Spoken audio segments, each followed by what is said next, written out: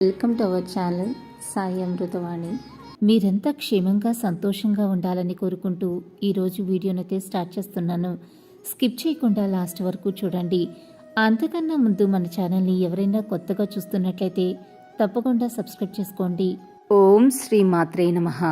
ఈరోజు అందరికీ తల్లి అయిన శ్రీ లలితా పరభట్టారిక జగజ్జనని ఆదిపరాశక్తి తన బిడ్డలకు అందించే దివ్య సందేశం గురించైతే ఈరోజు తెలియజేస్తున్నాను. మీ జీవితంలో తదుపరి దశ గురించి మీరు చింతించాల్సిన అవసరం లేదు బిడ్డ. మీరు చేయవలసిందల్లా నాపై నమ్మకం ఉంచి కష్టపడి పని చేయండి.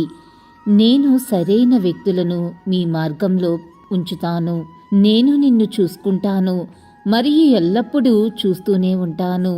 మీరు మీ చేతుల నుండి జారిపోయిన ప్రతి ఆశీర్వాదం మీ జీవితంలోకి మళ్ళీ తిరిగి రాబోతుంది. మీరు మీ జీవితంలో అత్యుత్తమ రోజులను అనుభవించబోతున్నారు. నేను మీతోనే ఉన్నాను, ఎప్పటికీ ఉంటాను కూడా. లక్ష్మీదేవి మీ ఇంట అడుగు పెట్టాలంటే ఖచ్చితంగా మీరు వీటిని తప్పకుండా పాటించవలసిందే. దారిద్ర్యం తొలగి లక్ష్మీదేవి ఇంట అడుగు పెట్టాలంటే ఏం చెయ్యాలి అనే సందేహం చాలామందికి ఉంటుంది. ఇల్లు అలవాటుల్లో ఉన్న దారిద్రమే అలక్ష్మి నివాసము. అందుకే ఇల్లు పవిత్రంగా, పరిసరాలు శుభ్రంగా ఉంటే లక్ష్మీదేవి నడిచి వస్తుంది. గుమ్మానికి ఎదురుగా చెప్పులు ఉంటే ఇల్లు అందంగా ఉండదు. చెప్పులకున్న చెడు వలన క్రీములు, కీటకాలు చేరుతాయి.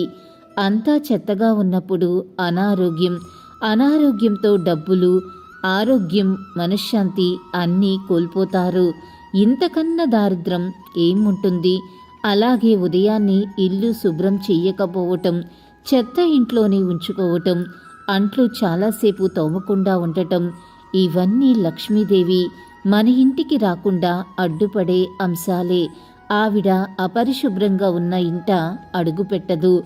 లక్ష్మీదేవిని ఆహ్వానించాలన్నా, దరిద్రదేవతను పారద్రోలాలన్నా శుభ్రత నియమాలు పాటించటం ఒక్కటే సరైన మార్గం. ఇలాగే లలితమ్మ సందేశం రోజూ వినాలి అని అనుకుంటే మన ఛానల్ని సబ్స్క్రైబ్ చేసుకుని సపోర్ట్ చేయండి. అంతవరకు సర్వేజన సుఖినో భవంతు. Thanks for watching.